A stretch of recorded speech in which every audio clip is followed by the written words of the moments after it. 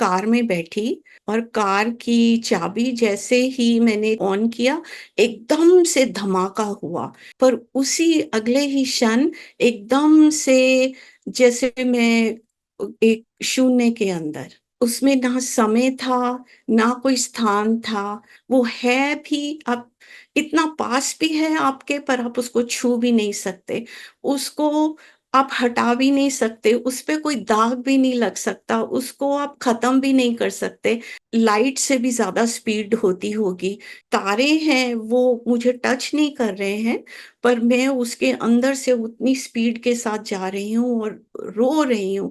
मुझे अपने शरीर का बिल्कुल भी ध्यान नहीं आ रहा था। उस समय 10 बज रहे होंगे तकरीबन रात के, तो घर पे आई, तो मेरे हस्बैंड में 2 बिल्कुल छोटे-छोटे से बच्चे वो सोए हुए थे। मुझे ऐसे लगने लगा कि चारों तरफ जैसे मैं एक और ब्रह्मांड में हूँ, एक साथ वैदिक मंत्र जो हैं, वो उनके उच्चारण हो रहे हैं। कभी भी खुदकुशी नहीं करनी है, क्योंकि मुझे अपने पिछले जन्म याद आ रहे थे कुछ कि देखो ये खत्म नहीं होते हैं। नमस्ते साथियों, स्वागत है आप सबका एक और नए वीडियो में। आज का ये वीडियो है बहुत खास। आज का ये वीडियो है बहुत अलग। आज के इस वीडियो में हम बात करेंगे एक नियर डेथ एक्सपीरियंस के बारे में, यानी मृत्यु के बहुत निकट पहुंचने के बाद जो अनुभव होता है उसके बारे में आज हम बात करेंगे। और अपना एक सत्य अनुभव लेकर हमारे साथ जुड़ रही हैं यूनाइटेड स्टेट यानी अमेरिका से रितु जी। तो चलिए बिना किसी देर किए रितु मैम का स्वागत करते हैं। रितु मैम, आपका बहुत बहुत स्वागत है। नमस्ते, आपका भी नमस्ते और मैम। आपके सारे दर्शकों और श्रोताओं का भी। थैंक यू रितु मैम, आपने हमारे चैनल को चुना अपने एक्सपीरियंस शेयर करने के लिए। आपका जो एक्सपीरियंस एक्चुअली बहुत डिवाइन है, जो मैंने आपसे सुना, जो आपने मेरे साथ शेयर किया था। मैं चाहूंगी आज आप बिल्कुल क्लियर और पूरे रूप में आज हमारे व्यूअर्स को भी आप अपना अनुभव शेयर करें प्लीज। तो मैंने आपने बोला कि मृत्यु के साथ हम उसकी वजह से जो कई लोगों को अनुभव होते हैं, उसे एनडीई के नाम से भी जाना जाता है। तो उसी तरह का अनुभव हुआ, मेरी मृत्यु तो नहीं हुई थी, पर उसी तरह का अ, अनुभव हुआ जो कि एनडीई में लोगों को होता है। वो मुझे बहुत सालों के बाद पता चला, जब मैंने एनडीईज़ की अनुभव सुने, तो मैंने कहा कि अरे! ये तो हमको मरने की ज़रूरत नहीं है ये अनुभव करने के लिए। और हमारे गुरुजन जो हमारे ऋषि-मुनि हैं, हमारे शास्त्र हैं, वो भी हमको यही बताते हैं कि इस शरीर के अंदर ही होते हुए हमें वो सब अपना सत्य, अपना जो शाश्वत सत्य है, उसको जानना है और यही हमारा सनातन धर्म है। तो ये मुझे ए, कि यही सनातन धर्म है और ये हमारे वेद शास्त्र भी यही बोलते हैं। इसका जो एक्सप्लेनेशन है कि इसका मतलब इस अनुभव का क्या है, ये मुझे बाद में समझ में आया, पर मैं आपके साथ वो साझा करती हूँ जो मेरे साथ ये अनुभव हुआ। तो मैं सीधा अनुभव से शुरू करूँ कि ये कहाँ से, किस वजह से शुरुआत हुई, वहाँ से शुरू करूँ? आप मैम क्या आप, जानना चाहिए? हाँ मैम, आप शुरू से बताएं कि कैसे आपके साथ ये जो घटना घटी उसने कैसे आपके जीवन को बदला। हम वो घटना जरूर सुनना चाहेंगे। ठीक है। तो मुझे बचपन से ही बहुत जिज्ञासा होती थी, जीवन क्या है? हम कौन हैं? जो मैं अपने आस-पास देखती थी कि जिस तरह से लोग जी रहे हैं कि हम खाते हैं, पीते हैं और सो जाते हैं या कोई काम पे जाते हैं, स्कूल में जाते हैं। तो उसका सार मुझे समझ में नहीं आता था कि इसके इसके पहले क्या था और इसके आगे क्या है? तो और हम देखते हैं कि लोगों की मृत्यु हो जाती है, शोक मना के हम आ जाते हैं। तो पर ये क्या है? क्यों हो रहा है इस तरह से? और ये कोई रैंडम तो नहीं हो सकता कि कुछ भी इसके पीछे कोई ना कोई एक रहस्य तो है जो मुझे जानना है। तो ये जिज्ञासा ऊपर से कभी मैंने अभिव्यक्त नहीं की, क्योंकि आसपास का ऐसा वातावरण नहीं था कि जहाँ पे ऐसी बातें करी जा सकें। परंतु एक बहुत अच्छा मेरे घर में, इंडिया में ही, मैं भारत में ही पैदा हुई हूँ। और वहां पर बहुत अच्छी बात है ना, इतने संत महात्मा होते हैं जो हमको इतनी आसानी से दर्शन दे देते हैं। तो मेरे परिवार में ये बहुत था कि जहाँ भी संत महात्मा होते थे तो उनका आशीर्वाद लेने जाते थे मेरे फैमिली के, मेरे पेरेंट्स, मेरे माता पिता। तो मेरे को भी साथ ले जाते थे, तो मुझे बहुत संत महात्माओं के दर्शन करने का मौका मिला, उनका आशीर्वाद मिला। पर कभी भी मन में ऐसा नहीं आया कि मैं अपनी जिज्ञासा को सामने रखूं। मैं बहुत डरी सहमी सी, चुपचाप सी एक लड़की थी। तो कभी बात भी नहीं करती थी किसी से कि मैं पूछूं। तो कभी ऐसा हुआ नहीं। पर अचानक एक दिन एक संत आए हमारे घर, और उस समय उनके सानिध्य में ऐसी शांति और प्रेम की तरंगे उनके तरफ से आ रही थी कि मुझे लगा, एक थोड़ा सा मन खुला कि मैं शायद इनसे कुछ पूछ सकती हूँ। उस समय तो नहीं पूछा, पर फिर उनके आश्रम जाने का सौभाग्य हुआ। तो जब मैं उनके आश्रम गई तो एक के बाद एक मैंने चमत्कार देखे। जरूरी नहीं है कि मैंने चमत्कार देखे इसीलिए उनसे पूछा, पर मेरी भावना और पहले से हो रही थी। मुझे ऐसा लगा कि इनके पास ही उत्तर हैं मेरे सारे प्रश्नों के। तो मैंने उनसे आज्ञा मांगी कि मैं कुछ पूछूं, तो उन्होंने बोला हाँ पूछो। तो मैंने सबसे पहले वही पूछा कि वास्तव में कोई एक भौतिक स्वर्ग नरक होता है क्या? कि सब लोग इतना डरते हैं ना, ऐसा करेंगे नरक जाएंगे स्वर्ग जाएंगे मृत्यु के बाद, वो सब। तो उन्होंने एक क्षण के लिए मेरी तरफ देखा और कहा कि नहीं, कोई भी भौतिक स्वर्ग नरक नहीं होता। ये आपके मन की ही स्थिति होती है, मन की स्थिति ही नरक या स्वर्ग बनाती है। पता नहीं उस समय कितना समझ आई, ये बात नहीं समझ में आई। पर फिर उसके बाद मैंने कोई प्रश्न पूछा जो मुझे आज तक याद नहीं आया कि मैंने क्या प्रश्न पूछा था। पर उन्होंने सिर्फ मेरी तरफ देख के कहा कि बेटा, आपके सारे प्रश्नों के उत्तर आपके अंदर ही हैं, आप खुद उनको अनुभव करो। तो कहने की बात तो होती कि हम, कोई ये सिर्फ शब्द नहीं थे, पर एक जैसे बिल्कुल गहराई में मेरे अंदर उतर गई कि जैसे एक ऑफिशियल प्राइम मिनिस्टर की स्टैंप लग जाती है ना, जैसे किसी बात के ऊपर के बस अब इसके आगे पीछे आपको किसी प्रश्न का मेरे से जवाब नहीं मिलेगा, आपको खुद ही अनुभव करने हैं। तो मैं ये एक बैकग्राउंड देना चाहती थी कि उसके बाद मुझे हुआ कि ये खुद ही जो भाग दौड़ है जो भी है, मुझे खुद ही अपने अंदर देखना है।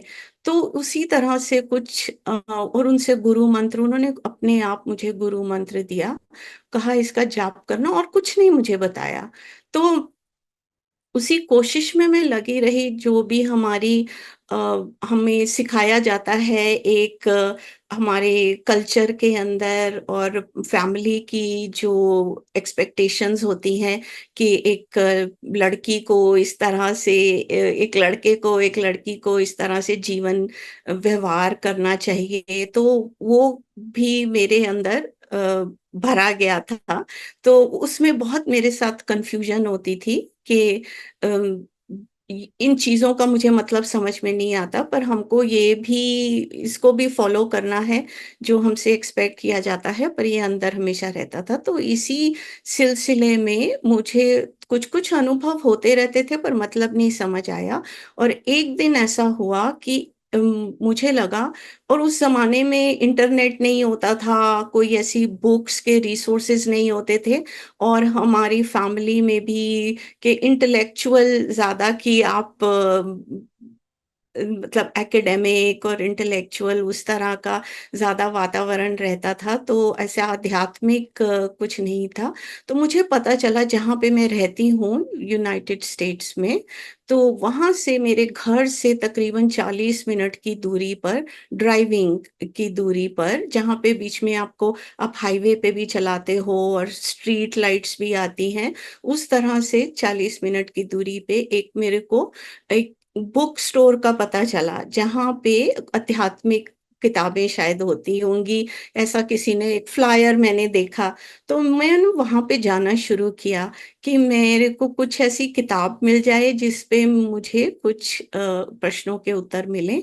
तो नहीं हुआ, पर उस स्टोर की जो ओनर थी, उन्होंने बोला कि हम पीछे कमरे में हम मेडिटेशन ग्रुप बना रहे हैं, आप वहाँ पे अटेंड कर सकते हो उसको।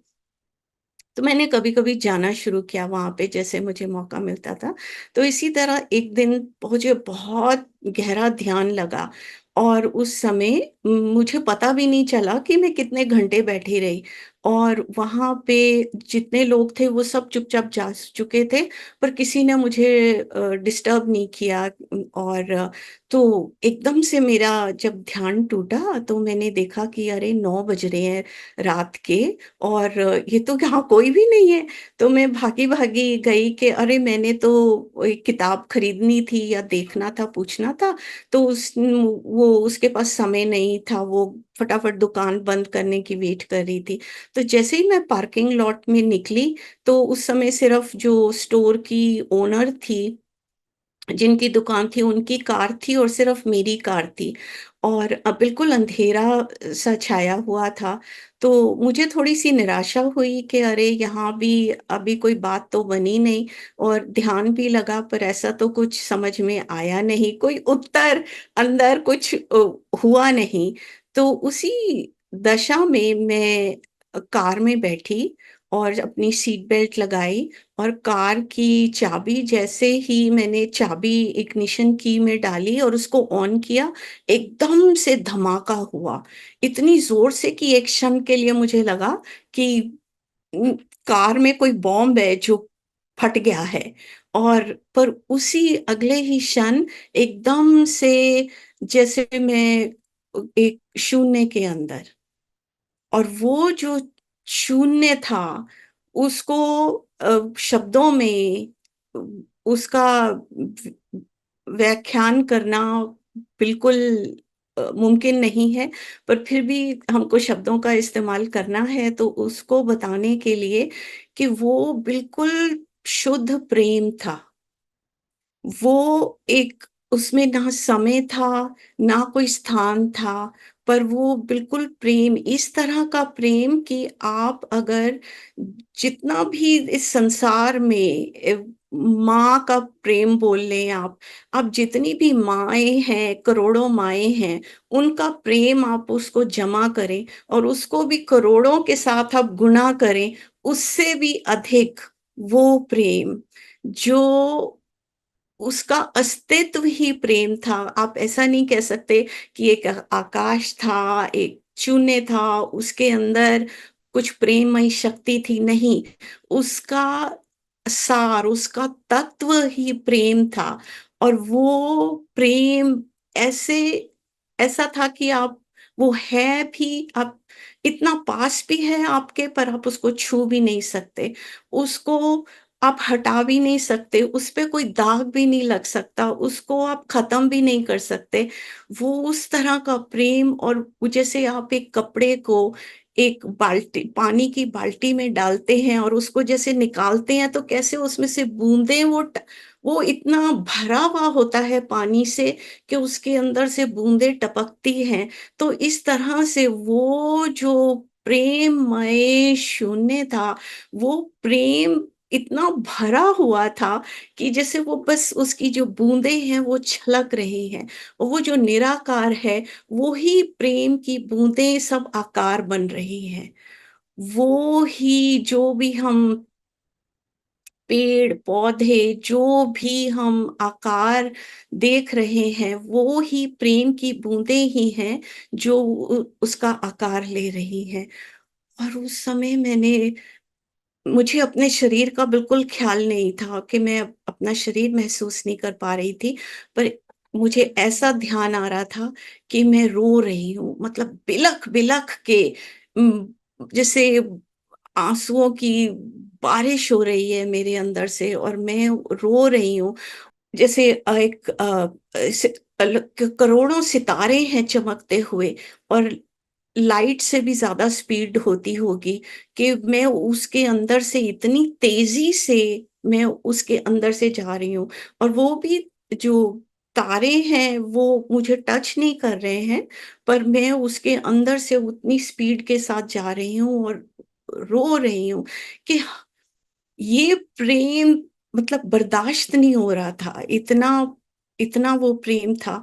और मैं सोची थी हम ये कैसे, इसको किससे कैसे अलग हो गए, हम कैसे अलग हो गए इससे, मतलब ये बिल्कुल नामुमकिन बात है, क्योंकि यही प्रेम की बूंदें, सब कुछ यही प्रेम है, इससे कैसे, तो ये कहाँ था, कहाँ रह गया ये, तो क्यों भूल गए। तो ये पता नहीं कितनी देर चला, और एकदम से जैसे एक विद्युत की फ्रीक्वेंसी का शिफ्ट होता है ना, तरंगों का जैसे एक हल्का सा झटका लगता है, तरंगे शिफ्ट होती हैं, अगले क्षण मैं ही वो प्रेम थी, मैं ही थी वो सारा जो अनंत है, जो शुरुआत नहीं है, कोई अंत नहीं है उसका, जो सब जो निराकार भी है, आकार भी है, सब जो प्रेम की बूंदें जो भी आकार ले रही हैं, वो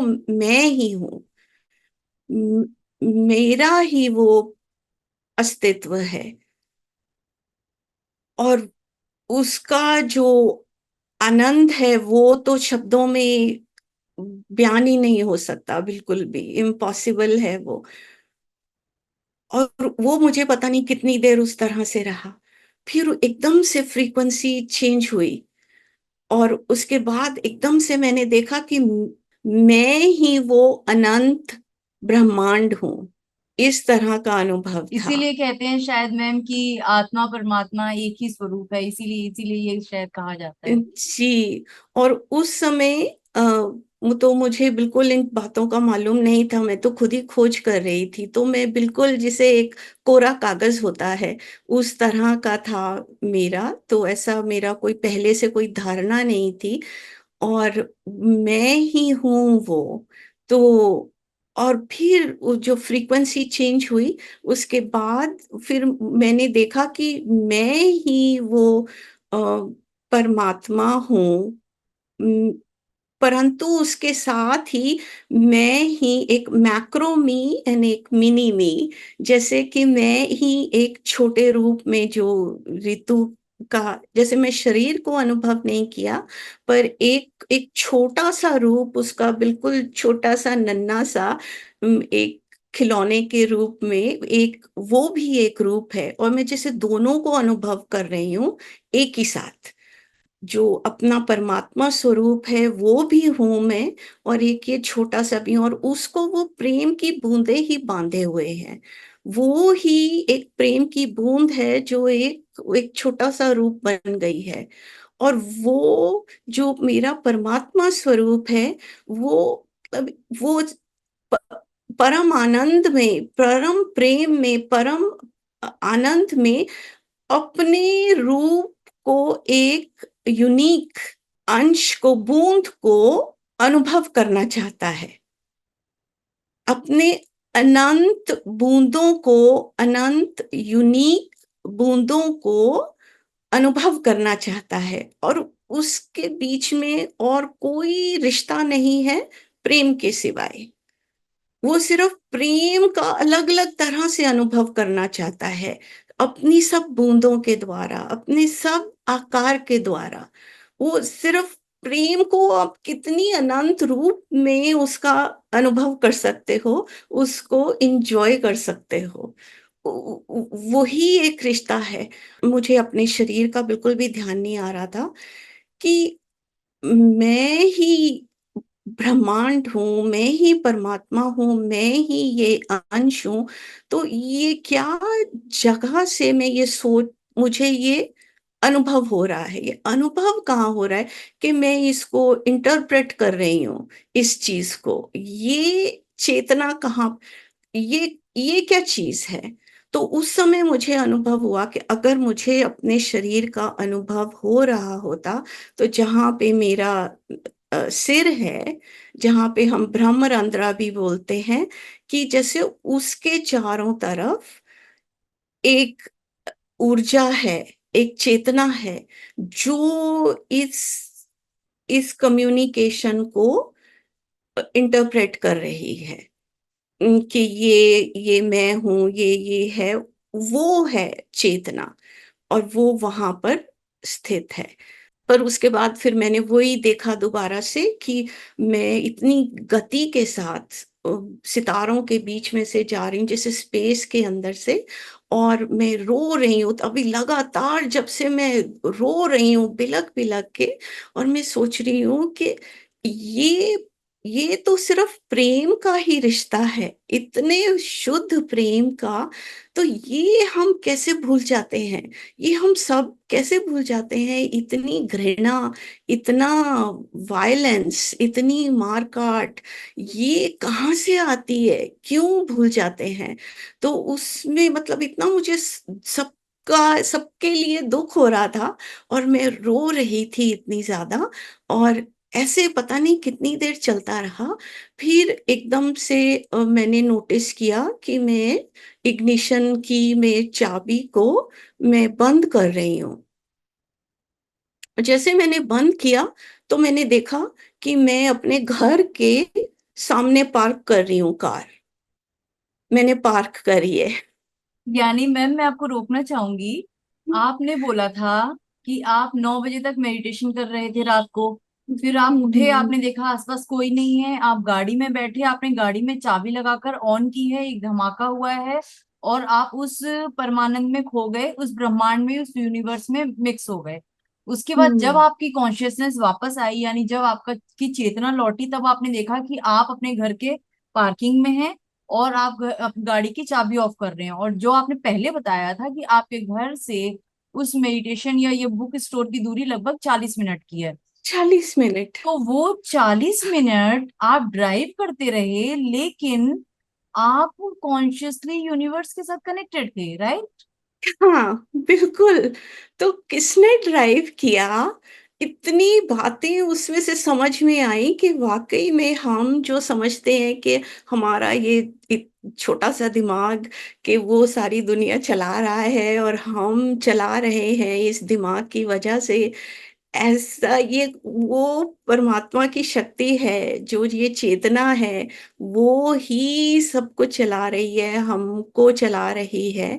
और बाकी तो हमारी इंद्रियां हैं, एक दिमाग है, मन है, जो कि हमको इस संसार का एक ह्यूमन बॉडी में अनुभव करने के लिए कुछ हमको एक साधन मिला है, थोड़े कुछ वर्षों के लिए, कि हम उसको उस तरह से अनुभव कर सकें।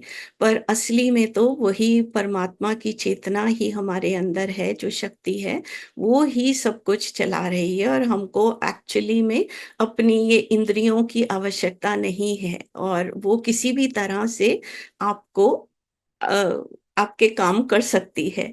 तो पर उस समय ये खत्म नहीं हुआ मेरा अनुभव उस समय। उस समय मैं उतर तो गई, उस समय मुझे जो अपने आसपास का फिजिकल जो एनवायरनमेंट था वो मुझे दिखाई दे रहा था। और उस समय भी मतलब मेरे आँखों से लगातार अभी भी आँसू आँसू आँसू झर रहे थे, और मैं मतलब वही प्रेम विभोर हुई हुई थी मैं। और मैं उस समय 10 बज रहे होंगे तकरीबन रात के, तो घर पे आई, तो मेरे हस्बैंड में दो बिल्कुल छोटे छोटे से बच्चे वो सोए हुए थे। तो मैं चुपके से, सब अंधेरा था, मैं आई तो मैं अपना बेड पे बैठी। और जैसे ही मैं बेड पे बैठी, फिर से वही अनुभव शुरू हो गया। और तो मुझे लगता है मैंने ऐसे टाइम तो नहीं देखा था, 10:15 10:30 रात के बजे होंगे। और वो अनुभव शुरू हो गया, पर उसके साथ कुछ एक्स्ट्रा चीजें शुरू हुई, कि मुझे ऐसे लगने लगा कि चारों तरफ जैसे मैं एक और ब्रह्मांड में हूँ, जहां पर हमारे जैसे ऋषि मुनि होते हैं ना, हम मूवीज में देखते हैं कि कितने सारे ऋषि, जैसे जंगलों में हम रामायण देखते हैं, तो वो एक साथ वैदिक मंत्र जो हैं वो उनके उच्चारण हो रहे हैं। और पर वो इतनी हार्मनी में, मतलब अ, इतना सुंदर कि आपने कानों से कभी सुना नहीं होगा वो ध्वनि। गूंज रही है। और मतलब मेरे चारों तरफ जैसे वो सब ऋषि मुनि बैठे हैं और वो उच्चारण हो रहे हैं। और ऐसा नहीं कि मेरे को शब्द सुनाई दे रहे हैं, पर वो जो उसकी कलेक्टिव एक ध्वनि होती है, जो एक एटमॉस्फेयर होता है, वो उस तरह का। और वो जो आहुतियां डाल रहे हैं, जो हवन यज्ञ हो रहे हैं, उसके अंदर से जो स्मेल निकल रही है, फ्रेग्रेंस, वो मुझे आने लगी। और वो इस दुनिया की नहीं है। मैं उसको किन्हीं भी शब्दों में उसको मैं एक्सप्लेन नहीं कर सकती। और वो भरने लगी नाक में मेरे, अम, अम, पूरे, मतलब अंदर एक एक सेल के अंदर, मेरी बॉडी के सेल के अंदर वो भरने लगी। और मुझे ऐसा लगने लगा कि मेरे बॉडी के अंदर, मेरी नर्वस सिस्टम के अंदर, मेरे सेल्स के अंदर वो ताकत नहीं है उसको सहन करने की। उस आप समझ रही है, समझ पा रही मैं है ना कि मैं हाँ। मैं तो फील कर रही हूँ कि आप कितना डिवाइन फीलिंग कर रहे थे। मतलब मैं समझ नहीं पा रही हूँ मतलब कि ऊपर का मुझे ऐसा यूनिवर्स लग एक्चुअली कितना कितना रहस्यमय है। हमें चीजें कुछ नहीं पता। हम्म, हम तो इस अर्थली वर्ल्ड में मतलब जैसे खो सी गए हैं। जैसे बच्चा मेले में बिछड़ हाँ, जाता है ना, लेकिन जो अच्छा सुख है वो अपने घर पे ही आके मिलता है। वही आप आपके साथ भी हो रहा है। मैं आपके जो आपकी फीलिंग्स को, जो आपके एक्सप्रेशंस को जो मैं रीड कर पा रही हूँ, एक्चुअली हम्म, मुझे ऐसा लग रहा है कि मैं मेरा रोने का सा मन हो रहा है कि हम उस असली घर को, उस परमात्मा को, उस यूनिवर्स को जो जहाँ सिर्फ प्रेम सुख और आनंद है, उसे छोड़कर हम इस मेले में खो गए हैं जहाँ सिर्फ नफरत है, हम्म, लड़ाइयां हैं, धर्म के नाम पर मार काट मची है। यहाँ कुछ भी तो अच्छा नहीं है। हम कहाँ खो गए हैं? ऐसा लगता है कि वापस अपने घर चलने का समय आ गया है। और मृत्यु इतनी भी बुरी चीज नहीं है। आज मैं पहली बार आपके आपके इस अनुभव को सुनकर अपने इमोशंस को नहीं कंट्रोल कर पा रही हूँ। मैं समझ रही हूँ कि कितना प्रेम होगा उस दुनिया में। अ, और मेरे लिए इसीलिए इसको बताना बड़ी बड़ी मुश्किल हो जाता है कि बहुत सालों तक तो मैं बोल ही नहीं पाई, क्योंकि मेरे गुरुजी ने भी मना किया था। पर खैर उसके बावजूद भी जब उन्होंने कहा कि आप बता सकते हो, उसके बाद भी मैं कितने साल तक बता नहीं पाई, क्योंकि मेरा रोना ही निकल जाता था। तो पर उस समय वो जो प्रेम है, हमारे जो एक-एक सेल है हमारा, उसको बर्दाश्त नहीं कर सकता। मुझे ऐसा लग रहा था कि मैं जैसे करोड़ों, जैसे एक अंदर न्यूक्लियर बॉम्ब फट जाएगा, इस त इतने मेरे टुकड़े हो जाएँगे कि उसको हम सहन भी नहीं कर सकते। तो बाद में मुझे हँसी आती थी कि लोग कहते हैं, "हम परमात्मा के दर्शन नहीं होते, हमें भगवान के दर्शन नहीं होते।" तो ये कहता द दर्शन करने के लिए भी आपको उस काबिल बनना, हमारे में हम सहन ही नहीं कर सकते। वो दर्शन भी हम सहन नहीं कर सकते हैं। मतलब हमारी नर्वस सिस्टम, हमारी नर्व्स के अंदर इतनी ताकत नहीं है। और वो कितनी देर चलता रहा, उससे मुझे ये अंदाज़ा हुआ कि मैंने जो सुबह के 4 बजे का मुझे ऑफ़िस जाना था, सुबह जो 4 बजे का मेरा अलार्म था, वो अलार्म बजा। इतने घंटे वो चलता रहा। और उस समय मतलब मैं इतनी रेस्टलेस हो रही थी ना, क्योंकि बर्दाश्त नहीं हो रहा था। तो मेरे बस मैं एकदम से फिर मैं चीखी इतनी जोर से, मैंने कहा बस अब, और I can not take it any more, कि अब ये मैं बर्दाश्त और नहीं कर सकती इसको, कि ऐसा लगता था कि ऐसे बिल्कुल फट जाऊंगी मैं, और विस्फोट हो जाएगा इस तरह से ना। तो जैसे ही मेरी एक साइलेंट चीख निकली अंदर से कि मैं और बर्दाश्त नहीं कर सकती, उसी क्षण फ्रैक्शन ऑफ अ सेकंड में वो सब खत्म हो गया। हम्म, पर वो जो अनुभव था वो तो आज तक है, और वो तो चलता रहा। और उसके बाद तो बहुत सारे अनुभव हुए, पर अनुभव तो बहुत सारे हुए, परंतु ये इसका मैं ज्यादा मेंशन करती हूँ क्योंकि इसके बाद एकदम से मेरी जिंदगी ने जीवन ने एक 180 डिग्री टर्न लिया। उसके बाद जो जिस तरह का भी मेरा जीवन चल रहा था, जैसे मैं भी आईटी में ही मैं सॉफ्टवेयर इंजीनियर थी, वो हालाँकि मैं उसको बहुत पसंद करती थी, मेरे पसंद का काम था वो, और सब कुछ परफेक्ट बिल्कुल चल रहा था। कभी भी मेरे दिमाग में कभी आया नहीं कि, और मैं बहुत सक्सेसफुल भी थी। तो भी मुझे बस अंदर से ऐसी भावना जैसे चीख-चीख के अ, अंदर से वो आती थी आवाज़ जैसे कि मैं इसलिए नहीं आई हूँ, ये मेरे जीवन का लक्ष्य नहीं है, मुझे कुछ और करना है, किसी और मार्ग पे जाना है, और ये मेरा जीवन का लक्ष्य नहीं है। तो उसके बाद फिर बहुत सारे चेंजेस आए, और फिर भी आसान नहीं था, पर क्योंकि वो अंदर से जो आपकी आत्मा आपको बारी-बारी लगातार एक आदेश दे रही है और आपको बोल रही है, तो वो फिर उस पे उम, बिल्कुल जीवन का मार्ग बदला। रितु मैम, आपने जैसा अभी तक का अपना पूरा जो अनुभव सुनाया, बहुत दिल को छूने वाला अनुभव था। एक्चुअली आपने परमात्मा प्रेम को व्याख्यान किया अपने शब्दों में, जिसको व्याख्यान करना एक्चुअली पॉसिबल नहीं है, लेकिन आपने बहुत कोशिश की और आपके आंसुओं ने एक्चुअली उसको बहुत अच्छे से व्यक्त किया। उस प्रेम को शब्दों में व्यक्त नहीं किया जा सकता, आंखों के आंसू ही शायद उसे व्यक्त कर पाए। अच्छा मैम, मेरा यहाँ एक प्रश्न है आपसे।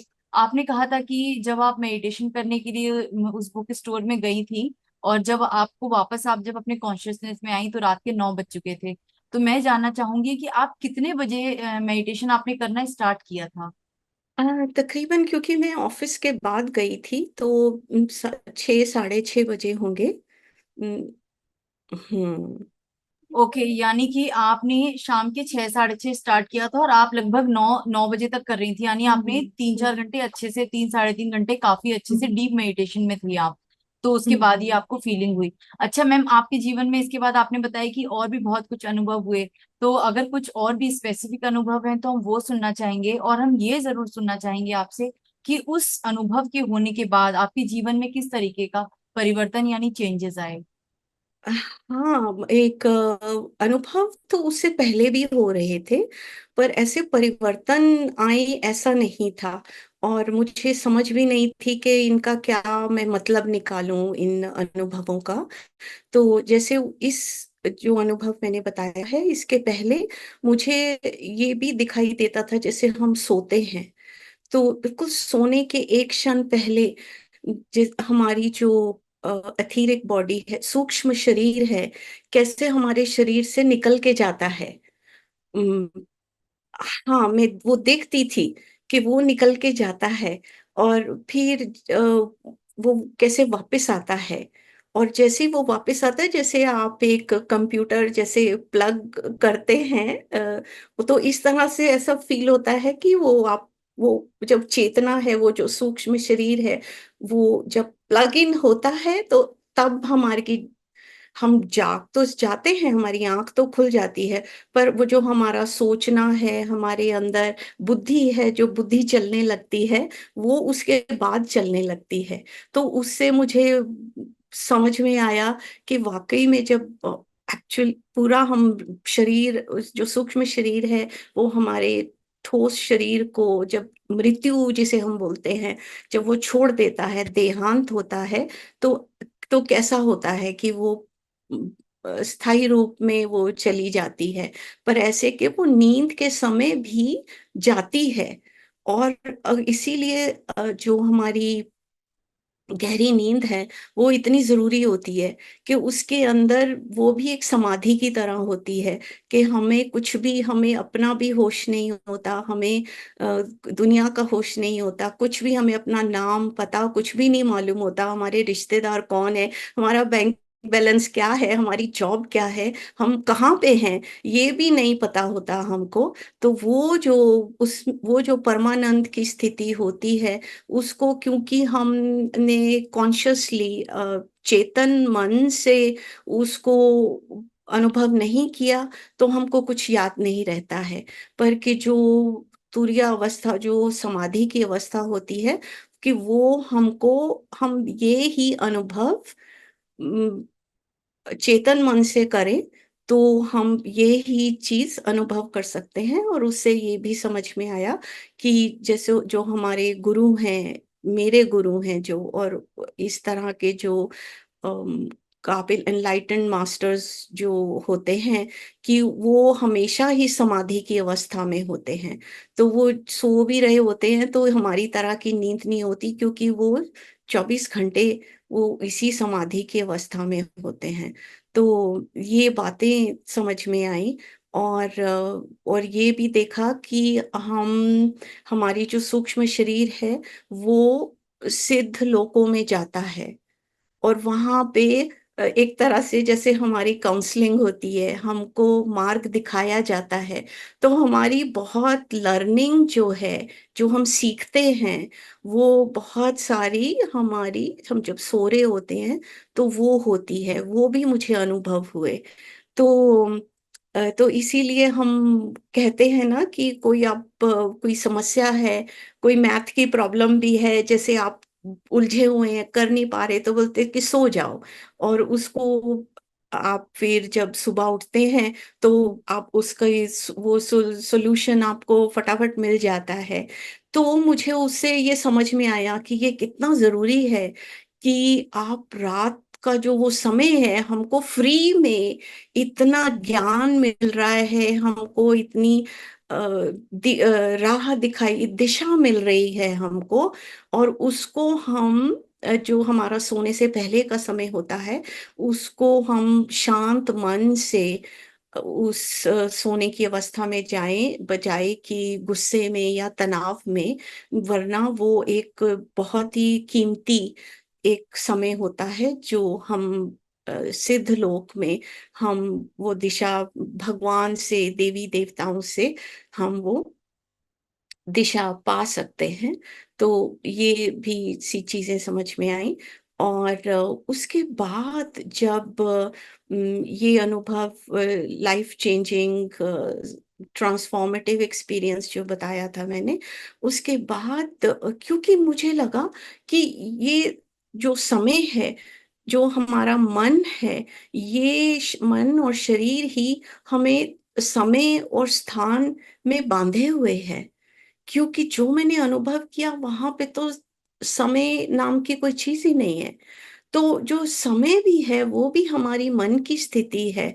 तो वहीं से ही नरक स्वर्ग का हमको भाव आता है कि पहले ऐसे हुआ था, आगे क्या होगा, पहले क्या की चिंता, आगे की चिंता, और वो सब। हम नरक स्वर्ग, हमारा मन ही वो समय और स्थान से, टाइम और स्पेस में बंध के हम उस ट्रैप में फंस जाते हैं। तो पर ऐसे ना कि हमारा दिमाग समय, हमारा अनुभव भी हो, पर हमारा दिमाग थोड़ा समझना चाहता है, हालांकि समझ के पार है। पर फिर भी मैं अपने दिमाग से उसको समझने की कोशिश करती थी कि ऐसे समय कैसे है, क्योंकि जब समय नहीं है तो इसका मतलब कि कोई पास्ट प्रेजेंट फ्यूचर भी नहीं है। वो सब एक ही साथ हो रहा है, तो ये कैसे हो रहा है। तो वो भी मुझे अनुभव कराया गया कि अचानक से एक दिव्य शक्ति आई, और जैसे मेरे सूक्ष्म शरीर को और मैं इसको विटनेस भी कर रही हूँ, कि मैं बैठी हुई हूँ और मैं इस चीज को विटनेस कर रही हूँ, मतलब साक्षात्कार कर रही हूँ इसका, कि मेरे सूक्ष्म शरीर को एक स्टेज होता है, जैसे एक थिएटर का स्टेज होता है ना, वहां पर लेके गए। और उन जैसे ऊपर से एक हवा में से मुझे दिखाया कि देखो, ये स्टेज के ऊपर 3 सीन चल रहे हैं। एक सीन है जैसे मान लो 1700 ईस्वी का है, और एक प्रेजेंट आज के दिन का है, और एक जैसे आगे के फ्यूचर का कोई सीन है।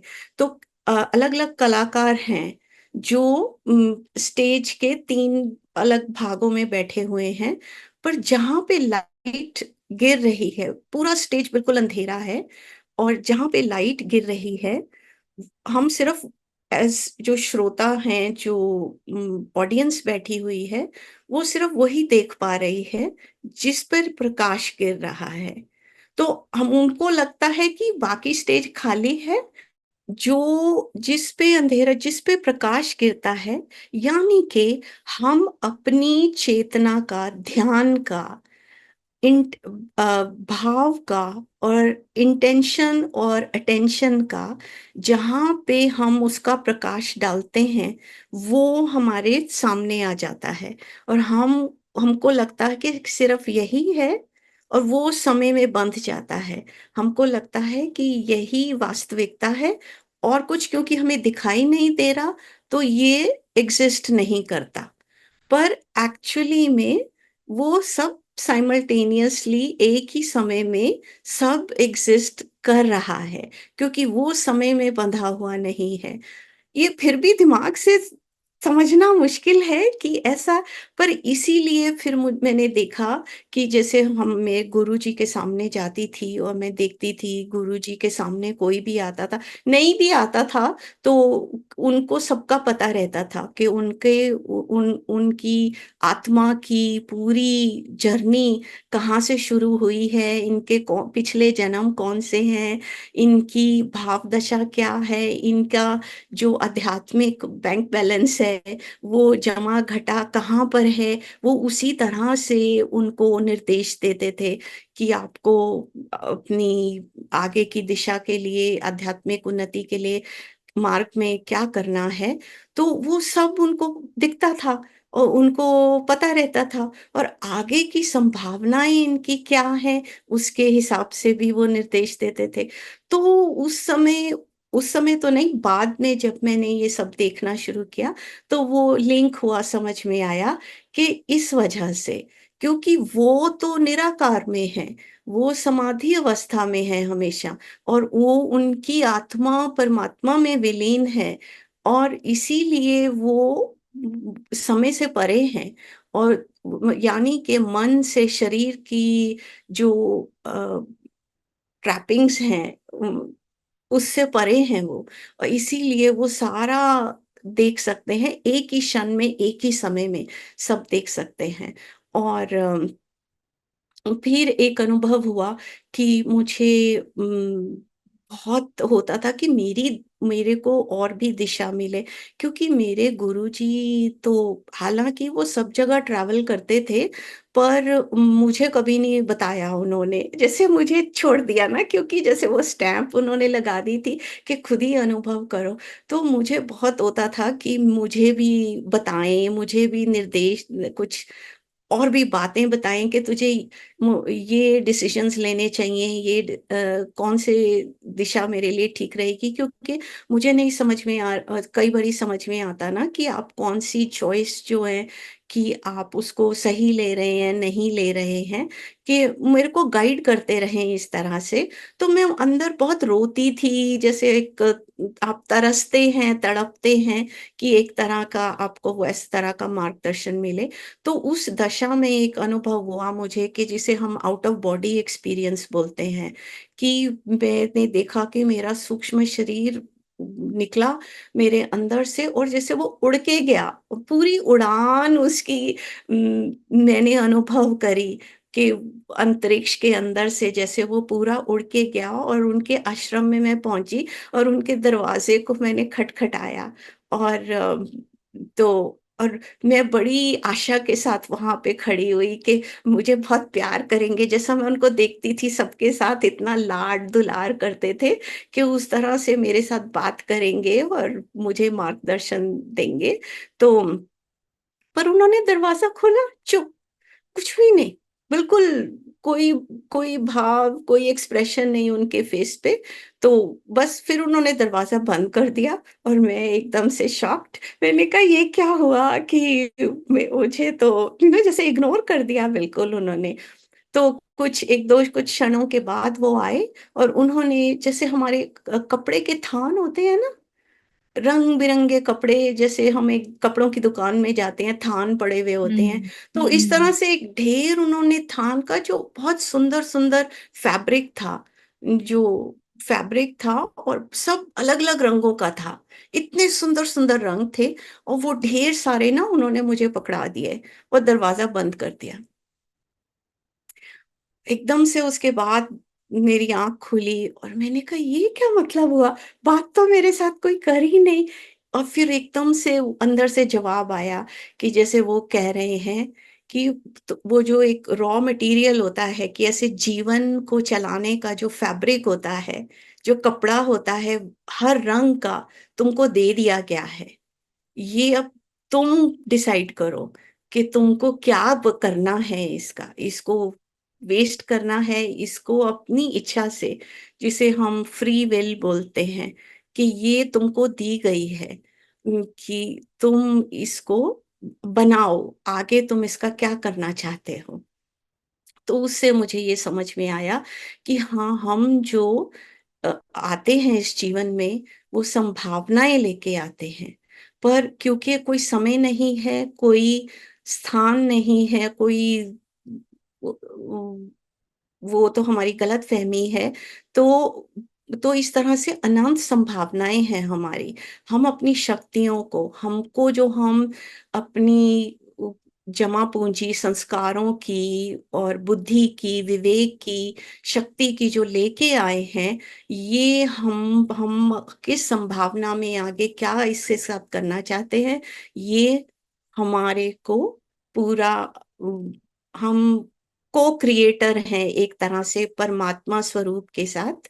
ये हमारे, तो हम इस तरह से रोए धोए नहीं कि पीछे ऐसा हुआ था, या अगर हमको पिछले जन्म याद आए और हम देखें कि ऐसा बुरा हुआ था, या ऐसा नहीं। तो गुरु जी ने भी बोला कि जो पतित से पतित मनुष्य है, आप वो भी अपनी संभावनाएं बदल सकता है, क्योंकि आप एक परमात्मा की शक्ति के साथ हमेशा जुड़े हुए हैं, और वो कृपा आपके साथ हमेशा है। तो आप अपनी संभावनाएं खुद ही क्रिएट करते हैं। तो ये कुछ और अनुभव हैं। और उसके साथ फिर जब मैंने आगे चल के कुछ कुछ संस्कृत के श्लोक सुनने शुरू किए, जैसे कि ये मैंने लिखा भी हुआ है, मैं हमेशा अपने सामने रखती, जो शांति का श्लोक है, ओम पूर्णमदः पूर्णमिदं पूर्णात् पूर्णमुदच्यते पूर्णस्य पूर्णमादाय पूर्णमेवावशिष्यते। तो इसका जब मैंने ट्रांसलेशन संस्कृत में तो नहीं समझ में आया था, पर ओम शांति शांति शांति, तो इसका जब मैंने ट्रांसलेशन देखा तो एक ही झटके में मुझे समझ में आया कि वो पूर्ण ही है, पूर्ण में से पूर्ण मिला निकाल दो तो पूर्ण ही शेष रहता है। और तब मुझे ख्याल आया कि मैं हमेशा, जैसे किसी को एक्सप्लेन करना होता था, तो कोई बोलते थे ऐसा कैसा, कि अब समय नहीं है, पर सब आकार भी है उसके अंदर, निराकार भी है, आकार भी है। तो मैंने उसका मैथमेटिकल फॉर्मूला बनाया कि जीरो को आप, zero times infinity is zero, और जीरो मतलब शून्य, वो वाला जीरो नहीं कि खाली वाला जीरो, पर वो जो जीरो है वो शून्य है। शून्य को आप अनंत के साथ, जो अनंत आकार है, उसके साथ आप गुणा करें, तो अंत में शून्य ही है। तो पूर्णमिदं पूर्णमदम, तो पूर्ण में से पूर्ण आप निकालते चले जाएं, क्योंकि वो जो आकार है वो पूर्ण में से ही निकला है, और वो सब आकार को भी हटा देंगे तो वो पूर्ण हमेशा ही शाश्वत है। यही सनातन धर्म है। तो वो जो वेदों का सार है, जो हम सनातन धर्म क्या बोलता है, अहम ब्रह्मास्मि तत्वमसि, ये सब, जैसे मतलब इसको और समझने की जरूरत ही नहीं थी कि हाँ, ये क्या बोला जा रहा है, कि मैं ही ब्रह्मा हूँ और तुम भी वही ब्रह्मा हो, हम सभी वो प्रेम की बूंदें ही हैं, जो वो आकार, तो वो वापस उसी परमात्मा में विलीन हो जाता है। परमात्मा से ही निकला परमात्मा एक एक क्षणिक भर के लिए और ये जो जीवन है, क्योंकि इतना आउट ऑफ बॉडी भी अनुभव रहे, तो सूक्ष्म शरीर के आने के जाने के कि हमको जो, और जब वो निकल जाती, जब सूक्ष्म शरीर से निकलती है, तो हम देखते हैं कि ये जो हमारा 60, 70, 80, 100 साल का जो जीवन है, ये बिल्कुल क्षण भर का लगता है। वाक़ई में क्षण भर का होता है। और जब हम शरीर के अंदर होते हैं, तो इस सपने के अंदर ये सपना, ये माया इतनी सत्य लगती है, इनकी हम मतलब तकलीफ़ इतनी, हमारी सफ़रिंग होती है, इतना दुःख तकलीफ़ हम महसूस करते हैं और समझते हैं कि हम फँसे हुए हैं। पर एक्चुअली में जब हमारी आत्मा निकलती है, देहांत हो जाता है, तब वो देखती है कि ये तो क्षण भर का सपना था खाली। उस समय समझ में आता है कि ये तो क्षण भर का सपना ही था, ये क्या? फिर उस समय आत्मा फिर डिसाइड करती है, जो भी जमा-घटा का बैलेंस लेके गए थे, मन स्थिति का, अम, और उस समय के, हाँ, अगले शरीर में किस तरह से आना है, कब आना है, और आपकी जो संभावनाएँ हैं वो अनंत हैं। आप कोशिश करते रहें हर क्षण, और जो गुरु ज्ञान है, हमारे ऋषि-मुनियों का जो परमात्मा का ज्ञान है, उसको 24 घंटे हम ध्यान में रख के हर दिन एक-एक दिन करके आगे चलते रहें।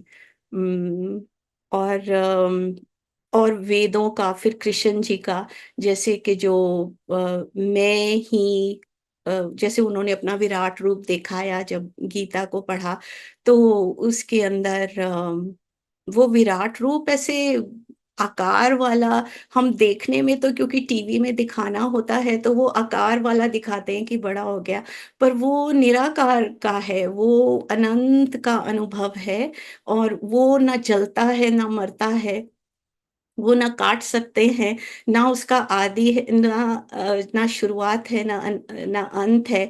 तो वो सारा कि हाँ, मतलब आपको ऐसा नहीं है कि आपको समझने की कोशिश करनी, जैसे आपके सारे अंदर के दरवाज़े खुल गए ना, तो ये सब बातें खुद ही समझ में आनी शुरू हो जाती हैं। रितु मैम, आज जो भी मतलब व्यूअर आज इस वीडियो को, आपके इस अनुभव को सुन रहे हैं, मुझे ऐसा लगता है कि उनकी भी अंतरात्मा जागे, वो ध्यान साधना से जुड़े और उस परमात्मा से जुड़े, तभी इस जीवन का लक्ष्य शायद पूरा होगा। और आपका कोई मैसेज हमारे व्यूअर्स के लिए मैम? हाँ, मैं ये ज़रूर देना चाहती हूँ कि ऐसा है कि जो हमारे पिछले जन्मों के सदमे होते हैं, जो दुःख और तकलीफ़ होती है, वो हमारे मन की जैसे सेल्युलर मेमोरी होती है। तो हमारी सेल्स के अंदर वो दुःख, तकलीफ़ भर जाती है। क्योंकि आप हमेशा देखेंगे कि हमें जिसके अंदर जिस बात में बहुत इमोशन हो, वो बातें हमको याद रहती हैं, या तो बहुत सुख वाली, खुशी वाली, या बहुत दुःख वाली। जिसका कोई भी इमोशनल कनेक्शन नहीं जिस बात का, वो बात हमें भूल जाती है, क्योंकि उस बात का इम्पैक्ट हमारे ऊपर नहीं पड़ता।